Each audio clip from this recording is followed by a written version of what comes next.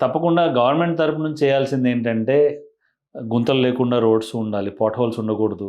ఎక్కడ పడితే అక్కడిది ఎప్పుడు పడితే అప్పుడు తవ్వేయటం. అంటే ఈరోజు కొత్త రోడ్ ఉంటుంది. రేపు తవ్వేస్తారు.